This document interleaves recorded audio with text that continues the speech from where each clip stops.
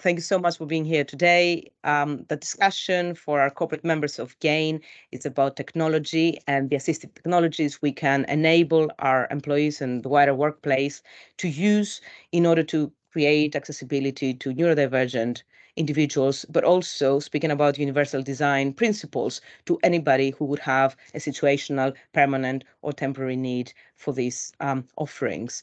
I will allow in a second everybody to have a brief introduction about themselves, what really makes them passionate about the jobs they're doing, but also on the offerings of the companies.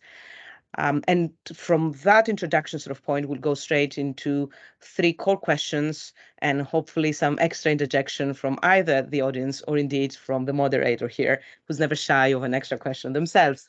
So without further ado, can I get you, Paul, to briefly introduce yourself and tell us what you do?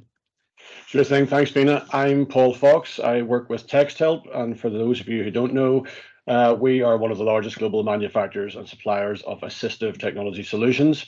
Been around for around 30 years, providing tools and solutions to all stages of education to help with reading, writing, learning, digital maths.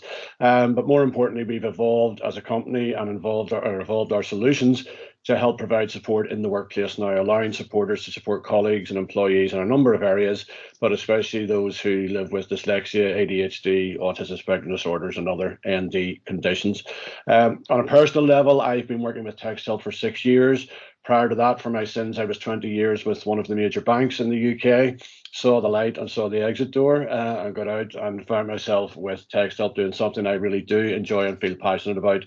A couple of reasons for that: close lived experience of learning disability and ND conditions through a brother and other family members, and also having spent a lot of time working in the third sector with a local charity who provide transition services for young people and adults with learning disabilities and difficulties moving from education into the workplace. So delighted to be here today to join the conversation and to explore how inclusive tech can sort of boost employers' efforts to, I guess, attract, recruit and retain staff, especially those with those unique skill sets that often come hand in hand with neurodivergent conditions. So thanks for having me. Beautiful. And I didn't actually know the connection with banking, so we have to sort of discuss a little bit more on the wider sort of ecosystem soon. Thank you very much, Paul. Connor, Matt, either of you, both of you, up to you. Thank you.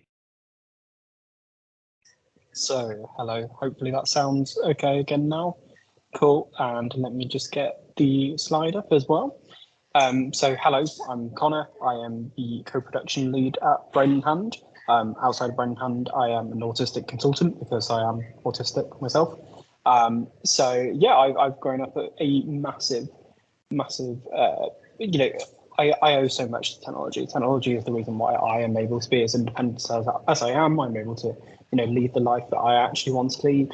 And and my role at Brain in Hand is all centered around making sure that our users and the wider community is involved in the development of our products, because it's rather strange that, in today's day and age, we're still not quite there with co-production, in the fact of people still find it an odd idea that we shouldn't always listen to the people who we're creating something for. So yeah, it's great to be in a role which is entirely centered around that. And I shall hand over to Matt, who is dropped off the call. So must be having internet problems. I can start introducing Matt. Matt is the commercial director at Brain in Hand, and he was going to take you through a bit more as to what Brain in Hand actually entails, so I shall just pick that up. So Brain in Hand is made up of multiple elements. So we have the digital support tools and we have the human support tools. And it's really a combination of the two of those things that create the entire system. So what we're looking at is not so much around what is actually what is the best thing for someone. What we are looking at is, have we got everything there, which is going to help people in a range of circumstances be able to deal with moments of anxiety, overwhelm, and just help you get the things done that you want to get done and things that you need to get done. So yeah, a combination of both digital and human support. And I can't lie, I completely freestyled that, so I don't know if that's everything I was supposed to say, but I'll leave it at that for now. This is absolutely brilliant. Thank you so much. And thanks for stepping in for the colleague. You said something that really resonates. And I know that we haven't studied even with the questions. And here I am interjecting, but leading a life that you want to lead, fabulous. That's exactly what we like technology for. And speaking technology, AbilityNet, a social enterprise. Are you a charity, by the way, Adam? You're a charity, and a charity that I totally endorse, and I've been so honored and privileged to have met a few of your colleagues. Thank you for the wonderful work you do in the space. Adam, floor is yours to introduce yourself.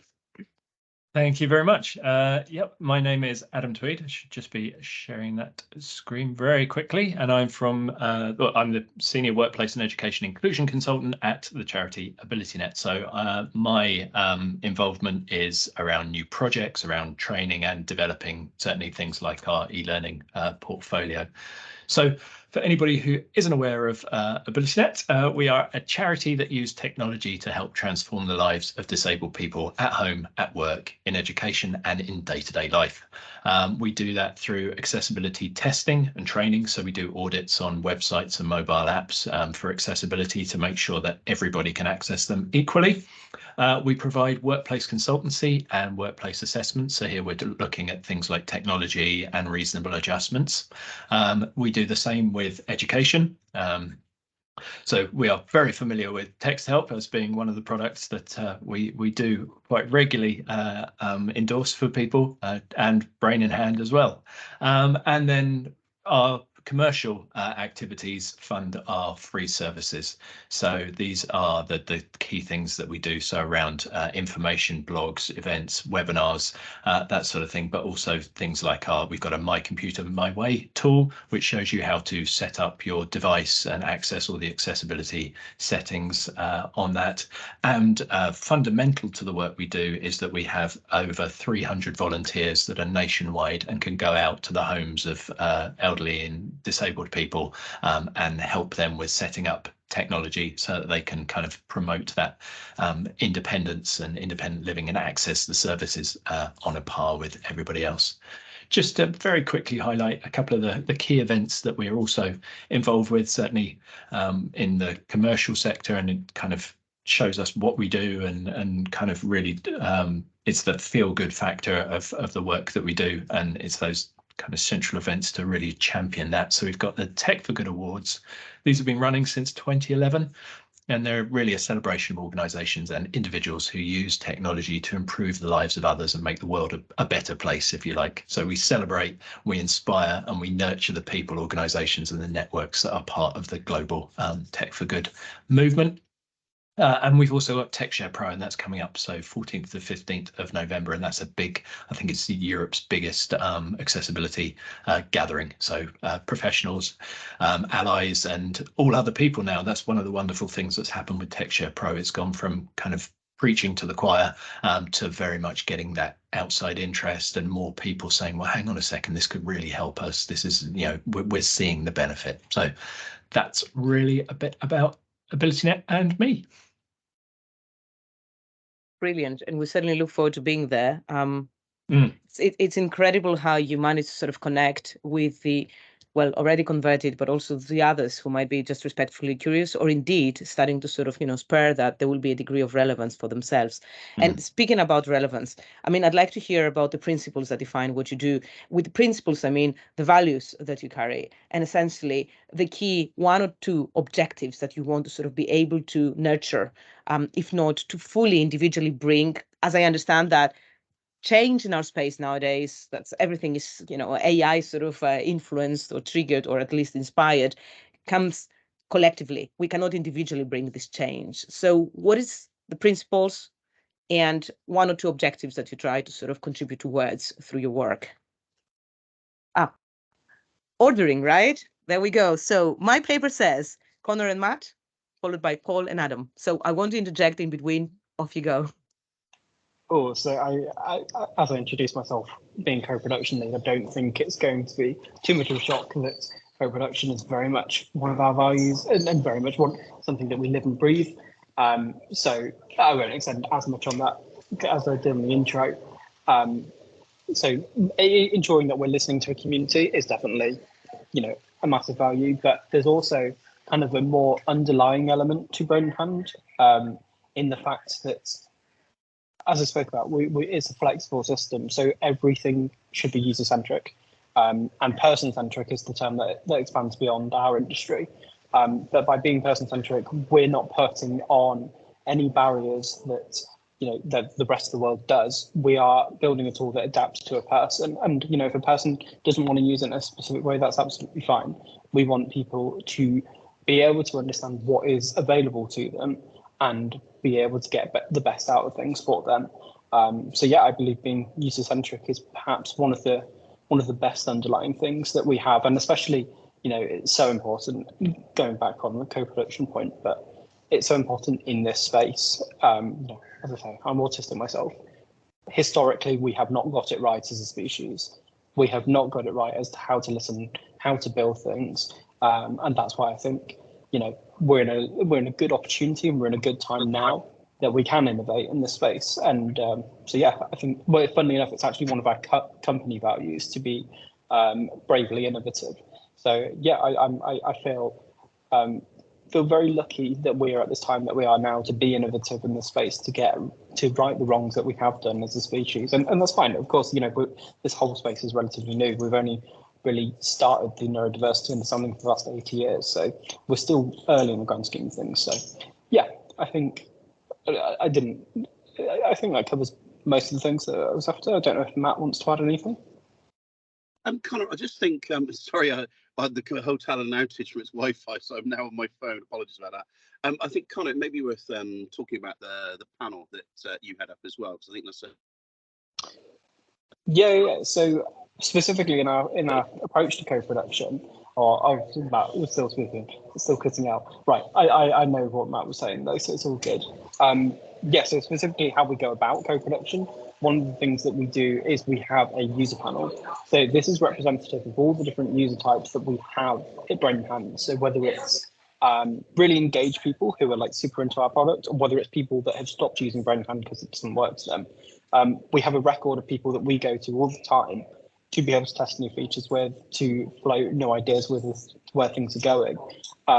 And yeah, so we've really been perfecting that approach over the kind of last 2-3 years, because as I mentioned, it's so key to get this involvement right.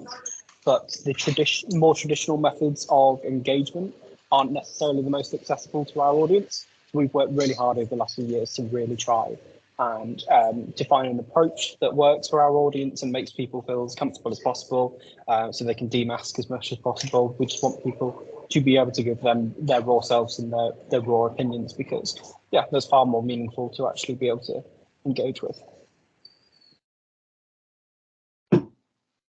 Cool. I suppose, yeah, if I pick up in terms of key driver for me and indeed for TechStop, one of the things that attracted me to TechStop really resonated is the idea that we want to ensure that everybody can understand and be understood. And that is one of the real mission drivers we have. A bit like Connor was saying, I think one of the keys to that is being creative and innovative. But values-wise for us and for me, it's about community and courage and impact, and how we bring those to life. Our moonshot, our ambition, if you like, is to have improved the literacy of 1 billion people by 2030. And so we're using all of those building blocks to get to that goal. For me personally, key objective, working as I do with workplaces as part of my brief with TechStop, trying to encourage more workplaces to proactively adopt inclusive tech solutions and realize the benefits that they bring. If you consider, I talked about the work we do in education, and if you think about 1 in 5 people having a neurodivergent condition, great work was done in education to recognize that. Unfortunately, they leave education, there's a cliff edge, and I don't think there's the acknowledgement that that support should continue readily in the workplace.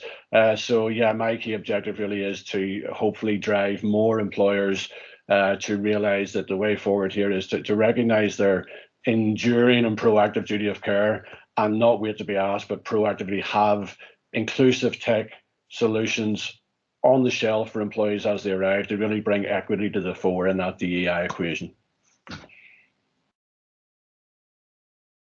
Yep, and from you know, the AbilityNet perspective, our vision is a digital world accessible to all. So we're pan-disability, we're platform agnostic, and as I often say, we're essentially working to put ourselves out of business.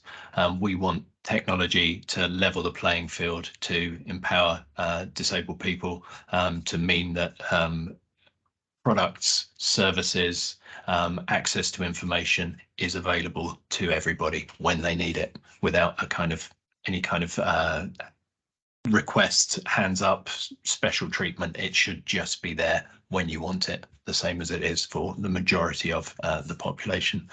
We follow this social model. We focus on barriers rather than diagnosis and disclosure or sharing. And yeah, as I say, we are essentially seeking to remove barriers so that disability should be almost incidental, for want of a better word. It shouldn't be the front defining characteristic. It's a kind of an oh, by the way, in a conversation. And that it's not a restriction, and technology adapts to preference rather than assists. It's not an assistive, it's an adaptive kind of way in which it operates. It's you know what, language, right? The power of language. You said it so nicely there, adaptive, assistive.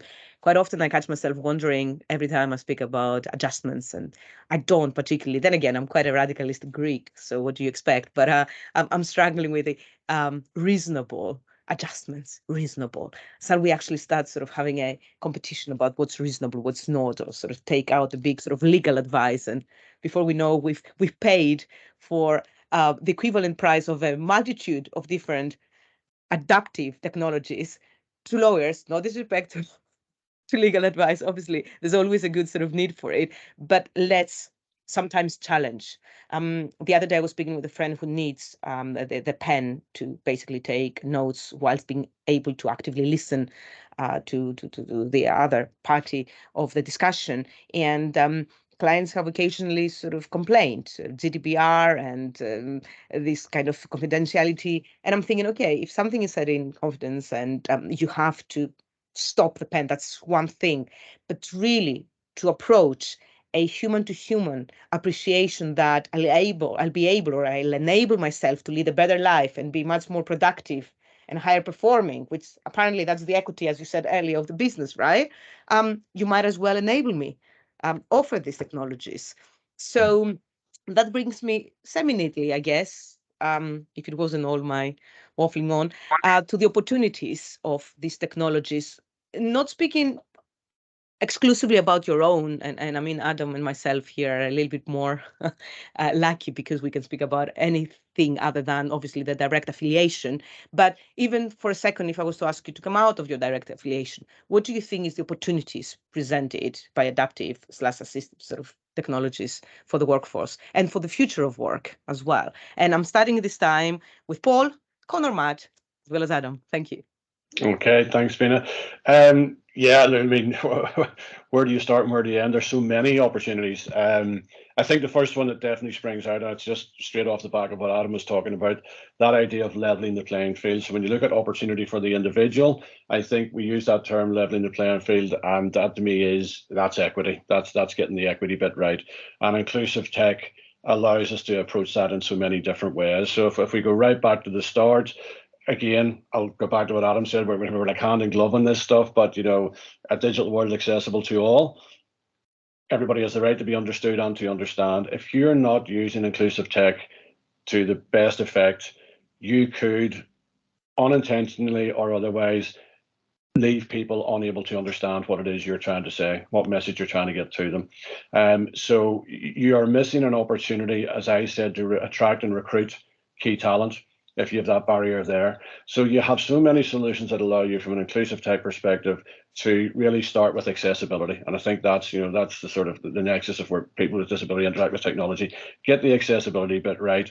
And then there's so many building blocks in behind that. So we can do so much to aid the individual, make sure they can understand, make sure that they can be understood by us, ensure that we can bring them in, fully include them, allow them to bring their whole selves to work, realize their full potential and work to their best once they're with the organization. So huge benefits to the individual. But I know one of the ones I always like to raise is then what are the benefits to the organization? So I can rattle through statistics. I don't want to bore people, but increased return on investment.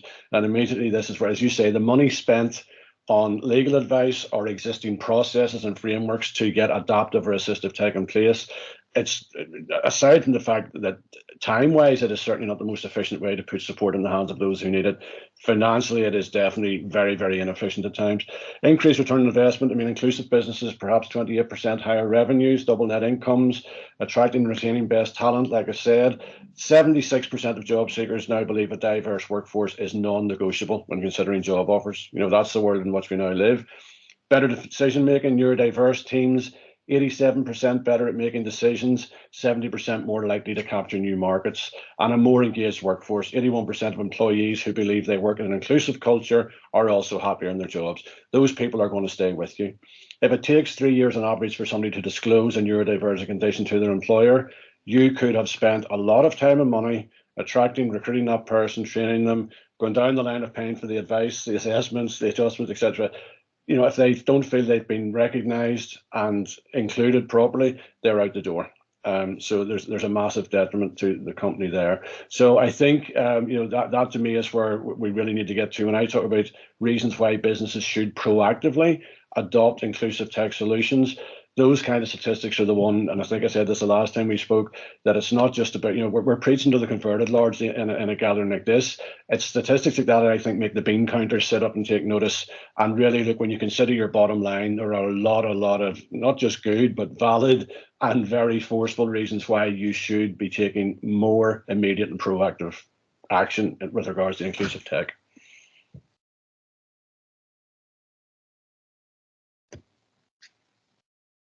Am I the next one? I've had sound problems, so cool. So yeah, no, there's a few opportunities I want to pick up on. So one, as I kind of mentioned about, in Brain Hand's context of being so personalised, the opportunity to grow with someone, I feel is really important. Like Adam touched on this in his last answer, but the best way I can bring this to life is with an example. So I am thoroughly invested in my Apple ecosystem, and I'm really invested in the Apple smart home system. Now, this is something that I actually use to manage my own needs. Like it makes independent living accessible to me using mainstream technology. And over the years, of course, there's been bits of tech out there that have worked and have integrated seamlessly. There's been other things I've had to wait for. Like I've had to wait, I think, 3 years to get a doorbell that actually integrates into the Apple HomeKit system.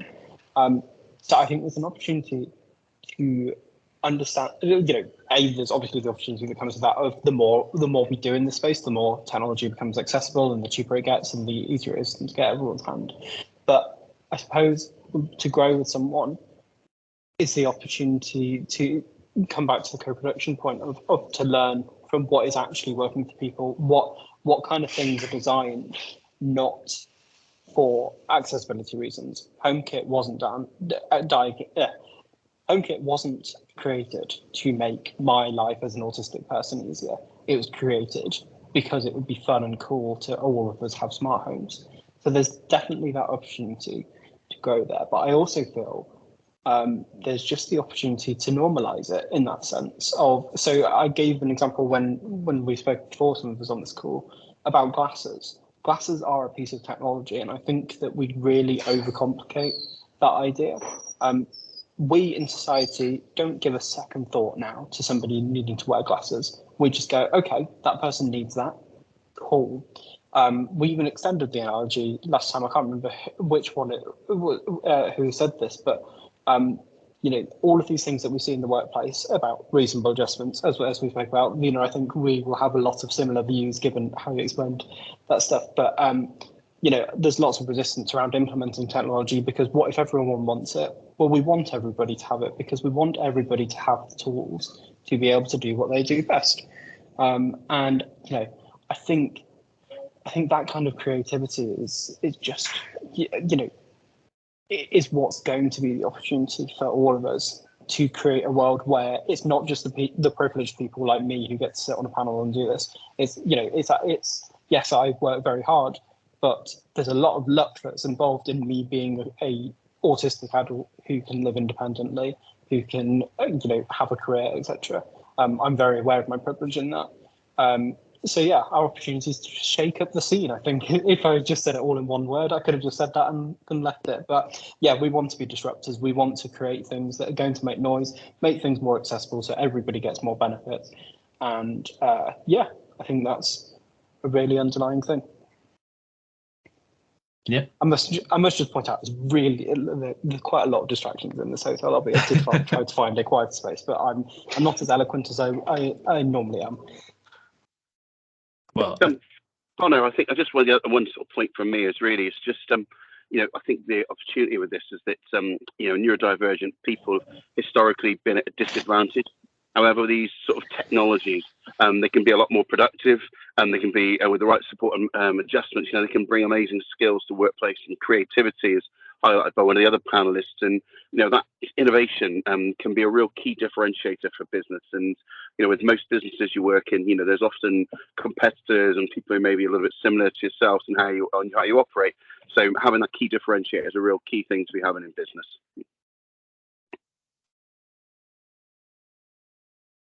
Well, I was frantically scribbling notes through that, so I'm going to apologise in advance because my brain tends to go off on different tangents. So you might get a few sentences that string together and make some sense, but it's going to need some editing. But yeah, we're last on this one because we're not suppliers of technology. As I said, we're agnostic in terms of platforms and our recommendations, but it does give us the freedom to spotlight the best stuff. So those people who are doing things well as those who could do things better.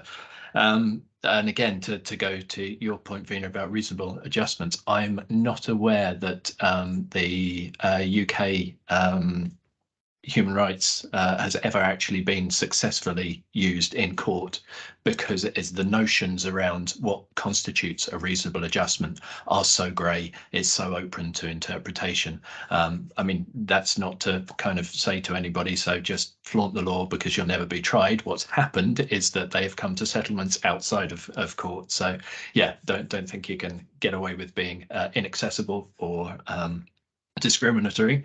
There was a case with Domino's Pizza in America, who they again, this was not the UK rights law, but it was the American laws. They were arguing that because they provided a phone number, they didn't have to make a website accessible. That was their alternative to an accessible website, and they were saying that was an equitable experience. I don't know if you've used Domino's to order by phone, but I can tell you it is very, very different from their website. You are not going to get through at 11 o'clock in the evening and get a decent pizza from somebody who can understand what you're saying. Albeit, if you're trying on the phone, you're probably going to get an odd mix of an order. But yes, it's around this notion of what is a reasonable adjustment and how do you provide an equitable experience to somebody. If we start building workplaces that flex, that can accommodate differences in the way people work, in the way people learn, then we take away this need for disclosing, for sharing. I think it was Connor who was talking about the neurodivergence within the workplace, and what we found around people disclosing or sharing neurodivergent conditions is quite often what happens is they get to a point where it becomes where work becomes so stressful, it's a mental health condition that actually exposes an underlying neurodivergent condition. So if we have workplaces that can accommodate different learning needs, different working needs, then you're not going to get the mental health complications that come with somebody who is desperate to do their job, desperate to do well, but being blocked because of the way in which they're being expected to work. So you need to work in this set way like everybody else here, and if you don't fit in, then you're going to get to the point where we're having to, discuss mental health accommodations. You're going, you're off sick, long-term sick leave, and the prevalence of mental health and the difficulties within this country around mental health. The other thing that I wanted to bring up is if you have a disabled workforce, or a workforce that is representative in terms of disability as well as all the other protected characteristics, you have a workforce that represents your client base. So the world is diverse. You know, we have percentages of disabled people, we have percentages of people who identify as neurodivergent, you know, we have gender fluidity, we have different gender identities, all of this. If you've got a workforce that represents that, then you're going to be building products, you're going to be creating services that accommodate that, because it's the culture that you have. You're not going to make these very public goofs around suppositions or things that you completely forget because nobody on your workforce was the one there saying, well, hang on a second, this isn't working for me, you know. And the final point that I want to make is about representation of disability at all levels. So there is, again, when we talk about work, the workplace, and saying, yes, we're an inclusive workplace, we've got X percentage of disabled people working for us. The thing that we need to do next is find out where those people are within a company, because it's very easy to say, yes, we've got we've employed 10% of our workforce who identify as disabled, but you actually find that they have been stuck at the very bottom, unable to progress within the company. And if you haven't got representation at higher levels, you've not got influence that trickles down, you've not got that openness to bring people in, you've not got role models that say, yes, you are going to be welcome here and you will succeed here. Absolutely fabulous. I'm so happy to be moderating this panel. As a matter of fact, I'm getting so many ideas that I will be, no doubt, returning to you with favor requests later, like writing papers together and doing all sorts of things. But honestly, there's so much value and there's so much that I suppose, hearing how passionate and how authentic you are in what you say, in everything you say, actually, we have an obligation, therefore, to be able to amplify and sort of spread on and spread out. So it's incredible. One thing that actually leads me to the last question of today is the point of fear. I've come across a lot of fear in the industry. The point that you made, I think, Paul, and you were speaking about people out of the door when they think that the diversity they're expecting is simply not there by the time of them having to sort of sign the employment contract. They say, no, I can find better. Now, that is an amazing proposition. People giving themselves option to say no, rather than the fear that we used to sort of function in up to very recent years in the industry, particularly in the financial sort of service industry, the fear of, oh my God, if I was to rock the boat, I might get redundant. Oh my God, if I come across differently, I might not be given the chance because I don't look like the person I'll be reporting to or I've previously reported to. So if only this technology, which in the wider scheme of things, not the adaptive assistive technologies, but the technology as we know it, that's all about breaking the barriers, all about the disruption, all about the adding to the creativity, is to be translated in the same attitudinal behavioral lens when it comes to the adaptive/assistive technologies. I think we already have a winning, right? The winning of the battle, which is more the emotional, the behavioral side, and then everything else happens. But on that, in order to achieve that, what's your advice to organizations? Today's panel discussion is for, and it's being recorded for, again, corporate members. And let's not forget, corporate members, like the organizations, are humans as well. And no doubt they are led by the same sort of life attainments, needs, dreams, whatnot. So we're not quite monsters. What is the advice to these organizations, to our members, in terms of the usage, in terms of how they should go on about this technology? And of course, because I'm always forgetful, apologies, Adam, Paul, and Connor and Matt, thank you very much. Yeah, so my number one bit of advice is ask, don't assume. So you may have a blind candidate for a job. Don't assume that you know what they need. They can tell you. You just have to have a conversation with them. You have in front of you a subject matter expert in people who are experiencing blindness. Yeah, so I mean, it's a bit of a clumsy example, but I suppose in terms of they know their condition, they know what they need, they will be able to tell you what they need to get their job done. They haven't applied for a job just kind of out of the blue and thought, oh, that sounds like fun. They will have selected you. They will have gone through that process and said, this is somebody that I can work for. This is where my skills are. So don't think just because they've turned up that, oh no, if I'd have known you were blind, I wouldn't have let you get this far. It's really important to ask that individual and to accept that they have applied for a job because they can bring something to your organisation.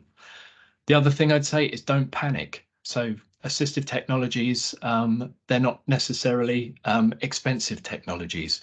And this notion of having to accommodate somebody in a workplace, it gives you this notion of we're going to have to spend so much money and it's going to be difficult. I think that there is a stat that the average adjustment costs just £75. So compare that to the cost that you've just gone through in terms of advertising, recruitment, onboarding, and then you get to a point where a person starts and for £75 worth of adjustment, they go, well, no, this place isn't for me. You're then back to the drawing board again with going through that whole recruitment process, and you've lost somebody who you've identified as being the best candidate for that job. The other thing that I will say is that there are some free and there are inbuilt options that can be good enough in terms of providing a level of support for a lot of people entering the workplace.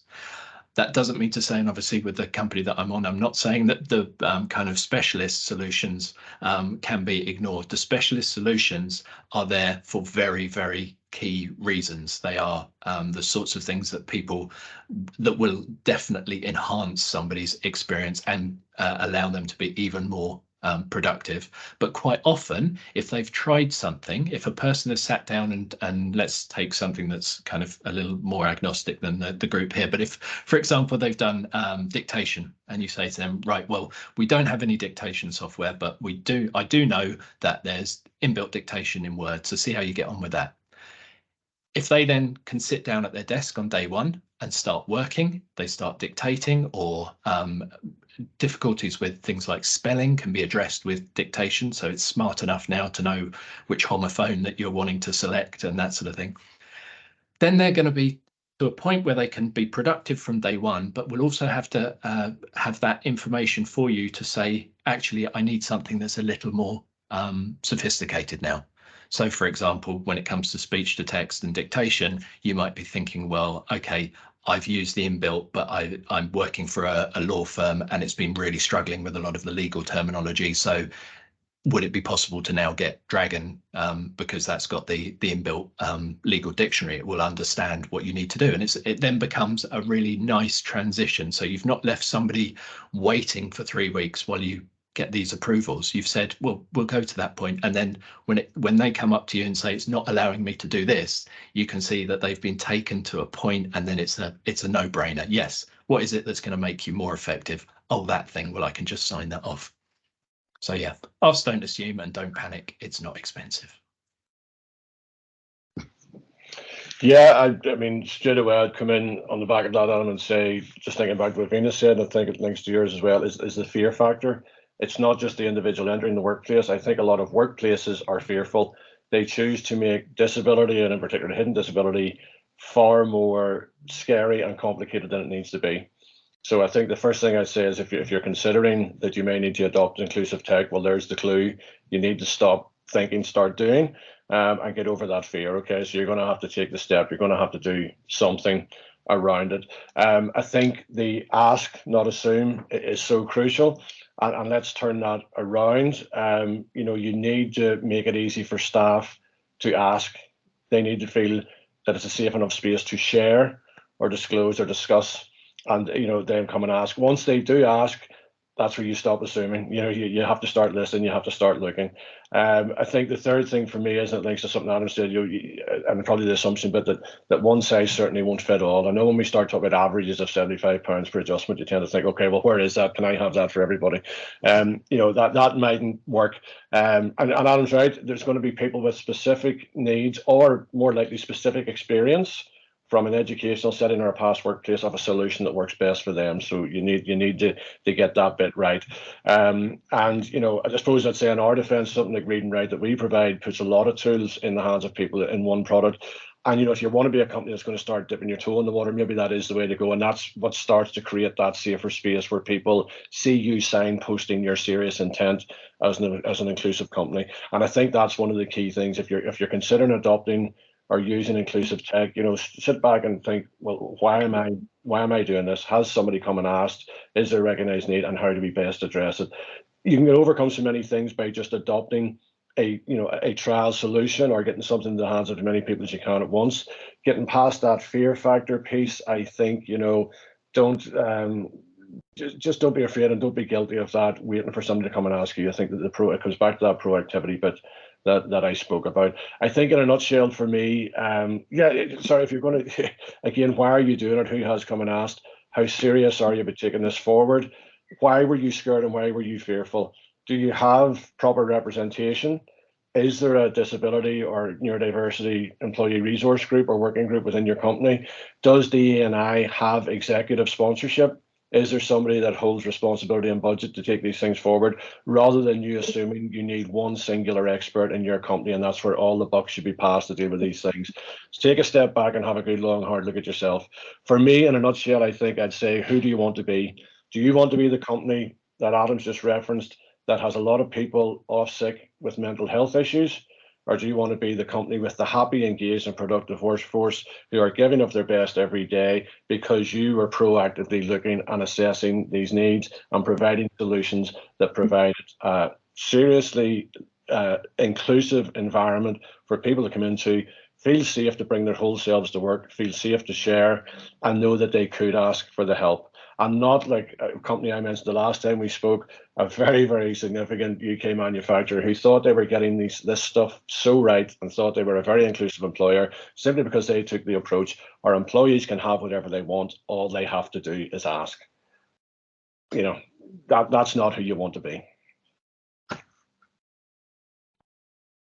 Great, thanks. Thanks for that. I suppose I'll take this question, and then I know Connor's got a little bit to add. I think you know, one of the things when looking at technology in the workplace around supporting neurodivergence and other areas is to consider there's obviously so many different businesses out there, but there's also so many different technologies, and you know, the level of readiness for organizations to do this can be very, very different. So, you know, what is it that they, you know, what advice would you give to an organization to actually help them sort of get this process on the way, and how do they help you know, work with the individual to select it? Well, you know, there's a lot of stuff out there they can actually do, because you know, one of the things you can do is start to look at the evidence base for the technologies you're looking to deploy. Because, you know, if you're an employer and you go searching for a technology for X and Y, the first thing that'll come up are probably 50, 100, 200 solutions, because this space is quite crowded. Or how do you start to sift that down? I think there's a number of things you can do. You can start focusing on evidence base. You know, has there been trials within the workplace? What can people say around that?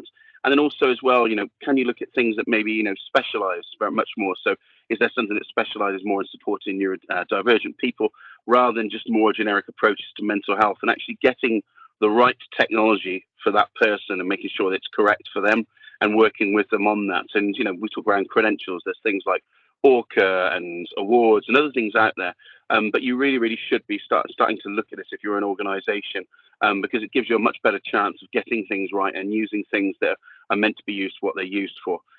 Similarly, you know, if you're a corporate, you know, or anybody out there, any business, you know, a really good thing is to, you know, speak to your peers in different roles in other organizations. What have they done? How have they gone about doing this? And, you know, making people feel more supported in work, because you don't want to be reinventing the wheel. And there's a lot of great businesses out there. So, you know, how do you get to understand those, explore with them, and explore with the individuals, you know, what it is they're struggling with, and how you can put things in place from there.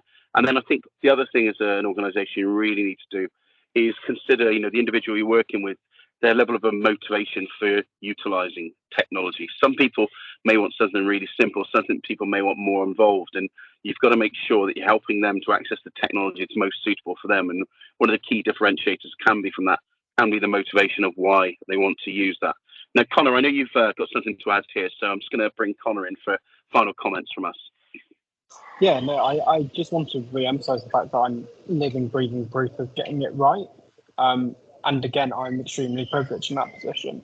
But I think that's only because, whenever I look at technology, I have to think about it. I am self-employed with Brendan Hand. I'm a contractor. I do other bits. So I'm very much the resource that decides what accessible technology I'm going to use. Obviously, I get bits from everywhere, but yeah, but the point that I'm trying to make is that I think it's really important to be so holistic with this. Like, if we are going to talk about neurodiversity in the workplace, well, yeah, that's only 8 hours of someone's day.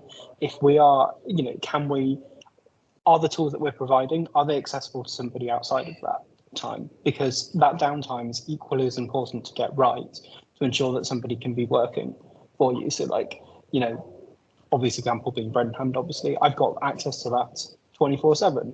And that helps that, for me, that makes sure that I am going to look after my me time as well. I'm able to do the things that I want to do. I'm able to go meet up with friends, go to the theatre, whatever. I'm able to do all that stuff. And by managing all that stuff as well, I'm able to become better whenever I am applying myself in the workplace. And yes, I think if there's so from personal experience, I was given when I started my Open University degree, I was given some technology, but I could only access that on the computer that they'd given me and not anywhere else. Yeah, it was really beneficial. So there's, I think there's lots of barriers in this space around making. Sorry, there's quite loud people over there. There's often barriers going, oh well, we need to restrict things in such a way when that falls out of line with the rest of the ethos around this stuff of, if we can do something, why shouldn't we? And the why shouldn't we is because we just want everyone to have, just have an equal opportunity, because this world isn't going to fix itself in our lifetime as much as many of the barriers that presented are to this world. So yeah, I'm just very fortunate that we live in this time that we are able to do that, because even 20 years ago that wasn't the case, and somebody like me would not be in work, would not be in a position where I'm able to come on a panel like this in my role, because I wouldn't be in this role. I wouldn't have made it to this role. I wouldn't have, So yeah, so the time is now, is my point. That's so brilliant. Thank you so much. This brings us to the end of the questions. It's so interesting, actually. I just there's a few points I want to make. I'm not, because obviously we have 10 minutes for questions. So those of you who are participating from the corporate members, if you have any questions, please let us know. Raise up the hand. I'm very happy to stop recording. Also very happy to include the questions. Let me know. Before we go into the questions, so I'm giving you a few minutes to sort of think. There's always questions from my side, which are, I promise you, they're not prepared. They've just come organically. But one item on the why, because Connor, you said, so if you need this, why don't we do it? Quite often I find that the why is easily explained when we start thinking red tape, bureaucracy, procurement, budgets. So do we have a budget this year? No, we exhausted it. Oh, we have some training budget, but is it for training? Is it not for training? I almost feel like we needed to sort of start dichotomizing our budgeting sort of requirements into categories, one of which I would very much insist it would be anthropocentric, people-centric, people to be able to do the jobs kind of budget. The one that probably, therefore, has to go against the least of red tape. I'm not saying I am a disbeliever when it comes to the two pairs of eyes principles or any of that, but I'm saying let's not slow things down. Yes, and to enable that, a transition, an organic sort of thing whereby you offer something that's free and you've already built a database, you've already consulted with likes of AbilityNet, and they've told you this is the kind of class, let's say, no, I'm going to go into a different discussion. So into category one, free software, and then why don't you launch it? Why don't you try it out, test it, create a user experience, this UX that you spoke about the panel, as I understood, Connor, that you've got people to sort of try it out in your ERGs, in your sort of ND groups. Give them a little bit of a task. Try and sort of, season this weekly or quarterly or monthly sort of get-togethers with something that's tangible and something's gonna give a little bit of a fun factor and connect people. Because anybody trying out new technology can be ranging from a tech phobic to somebody who says, "Oh my God, it's my new Game Boy kind of story. Let me test it." But with that, it comes a little bit of a polyphony, but also a connection. All of us have been speaking about community.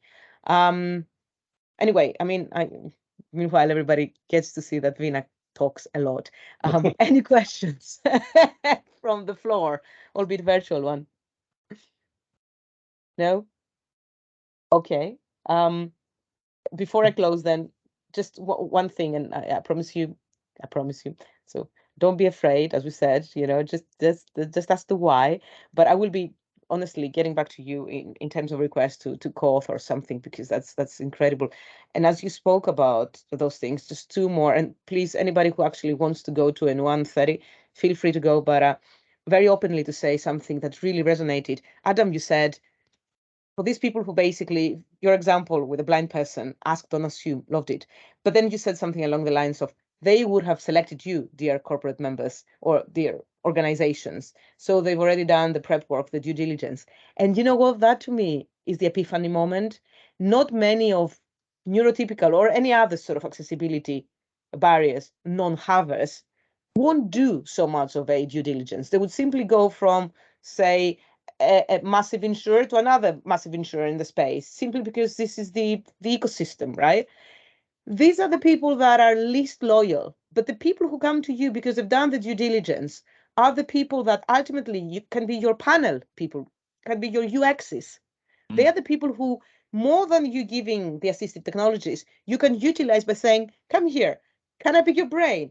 Can I make you part of this other group whereby we can create something that, well, amplifies our marketing credentials, improves our reputation. So my request out of today would be also, if I was to now come to provide any advice, would be, don't see accessibility barriers that we're trying to sort of, get out of the picture simply as barriers that we need to demolish. See it as also opportunities for us to sort of demonstrate how great we are over and above being able to claim to pay the claims or to contest paying the claims.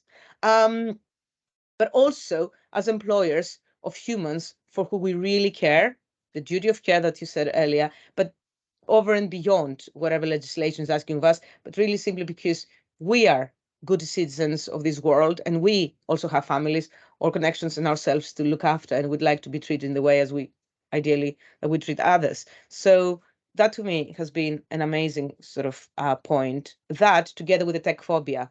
So I'd almost like a social paradigm. And Paul, you said you have lots of stats, and at some point we need again to connect on making sure that I have as much data as I can feel you do.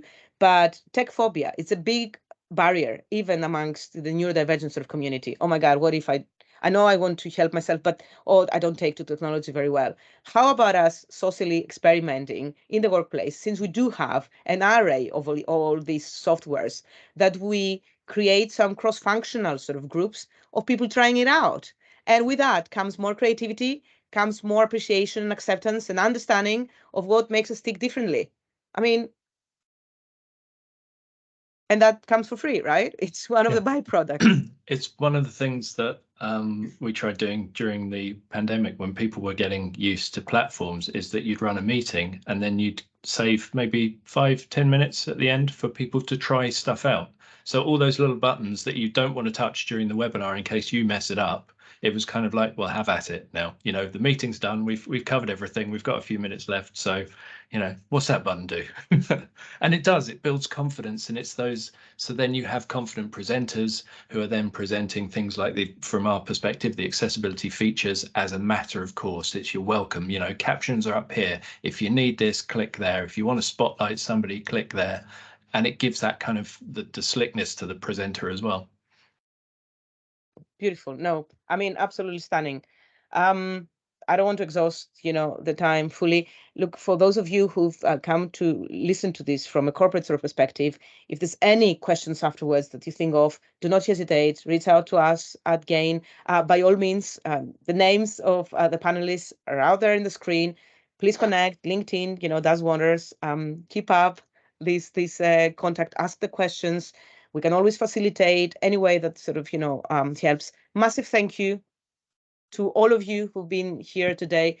A massive thanks to the panelists. Thanks for your tolerance. Having a change of moderator lastminute.com. I hope I haven't massively disappointed you.